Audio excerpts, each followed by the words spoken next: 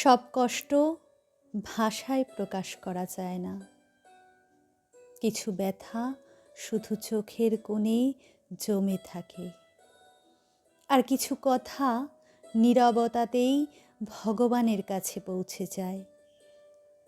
ভগবান শ্রীকৃষ্ণ জানেন আমরা কি বলতে পারিনি, কোন ব্যথা চেপে রেখেছি বুকের ভেতরে, কোন অশ্রু নিঃশব্দে ঝরছে অবিরত।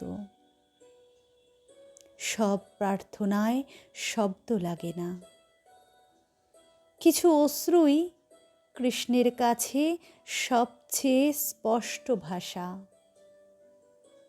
যখন মুখে কথা আসে না, মন শুধু ভার হয়ে থাকে, তখন এক ফোঁটা অশ্রুই হয়ে ওঠে সবচেয়ে গভীর প্রার্থনা। রাধে কৃষ্ণ।